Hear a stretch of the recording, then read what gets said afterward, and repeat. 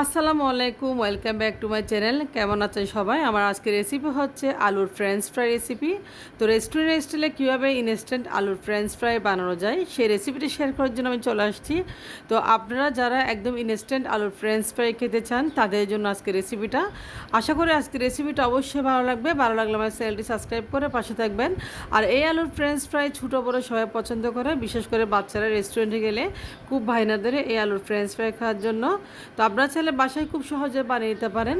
তো দেখতে পাচ্ছেন এখানে আমি 3টা আলু নিয়েছি। আলুগুলো আমি ছিলে নিচ্ছি ভালোভাবে।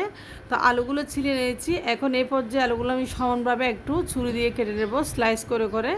আপনারা যেরকম হচ্ছে সেরকম আপনি কাটতে পারেন আলুর ফ্রেঞ্চ ফ্রাইয়ের জন্য।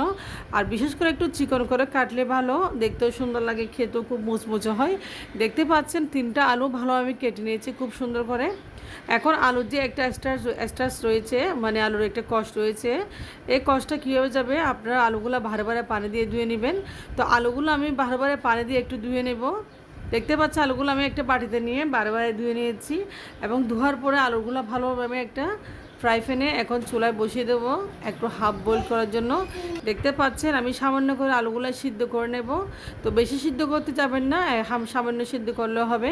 তো আলুগুলো এখন আমি সিদ্ধ করে নিয়েছি এবং একটা টিস্যু পেপার দিয়ে ভালোভাবে মুছে নিয়েছি, সেটা আপনাদেরকে স্কিপ করে গেছি। তো অনেকে এখানে আবার ফ্রিজও রাখে, ডিপে রাখে কিছুক্ষণের জন্য। আমি আজকে ইনস্ট্যান্ট আলুগুলো একদম ফ্রেঞ্চ ফ্রাই বানিয়ে আপনাদের সাথে শেয়ার করব। আমি ফ্রিজও রাখবো না, ডিপে রাখবো না একটুও। অনেকে বরফ ব্যবহার করে বা ডিপে রাখে, কিন্তু আমি আজকে একদম ইনস্ট্যান্ট বানিয়ে দেখাবো। দেখতে পাচ্ছেন আলুগুলো টিস্যু দিয়ে শুকিয়ে একদম খুব সুন্দর একটা কালারও চলে আসছে আলুর। এ পর্যায়ে আলুগুলো আমি আপনাদের একটা একটা দেখাচ্ছি, একটুও ভাঙে নাই, একদম হাফ বল করে সিদ্ধ হয়ে গেছে। এখন আমি দিয়ে দিব 3 টেবিল চামচ পরিমাণ মতো কর্নফ্লাওয়ার। তো আমি এখানে 3 টেবিল চামচ পরিমাণ কর্নফ্লাওয়ার ব্যবহার করেছি, দেখতে পাচ্ছেন। তো কর্নফ্লাওয়ারটা ভালোভাবে আমি এখন দেখতে পাচ্ছেন ঝাঁকিয়ে নিচ্ছি। আপনারা এইভাবে ঝাঁকিয়ে নেবেন যতক্ষণ পর্যন্ত আলুতে ভালোভাবে কর্নফ্লাওয়ার লাগে নাই। দেখতে পাচ্ছেন সবগুলো আলুতে কর্নফ্লাওয়ার ভালোভাবে লেগেছে এবং আটা আটা হয়ে গেছে। এই পর্যায়ে আমি চুলায় আগে থেকে তেল গরম করে রেখেছি এবং তেলে দিয়ে দিয়েছি অল্প অল্প করে আলুর ফ্রেঞ্চ ফ্রাইগুলো। তো আলুগুলো আমি ভেজে নেব। এই পর্যায়ে তো কর্নফ্লাওয়ার অবশ্যই ব্যবহার করবেন। কর্নফ্লাওয়ার ব্যবহার করলে আলুগুলো ভালোভাবে একটু মুচমুচো হবে, বেশি একদম ক্রিস্পি হবে। দেখতে পাচ্ছেন এই পর্যায়ে আলুগুলো আমি হালকা একটু আছে, এখন চুলাটা ছোটো করে দিয়ে ভালোভাবে একটু ভেজে নিচ্ছি। তো আলুগুলো যাতে নিচে লেগে না যায় সেদিকে অবশ্যই লক্ষ্য রাখবেন। পুড়ে গেলে কালারটা ভালো লাগে না, দেখতেও খেতেও ভালো লাগে না। দেখতে পাচ্ছেন খুব সুন্দর একটা কালার চলে আসছে এবং খুব মুচমুচো হয়েছে। আপনারা যখন বানাবেন আপনারা অবশ্যই তখন দেখবেন।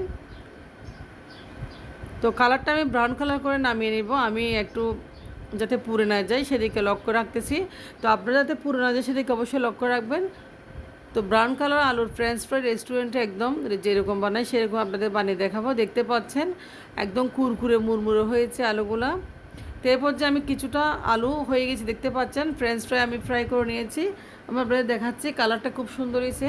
তো সবগুলো আলু আমি ভেজে নিয়েছি। ইনস্ট্যান্ট ফ্রেঞ্চ ফ্রাই একদম আপনারা খুব সহজে বানিয়ে নিতে পারেন এই ফ্রেঞ্চ ফ্রাইটা।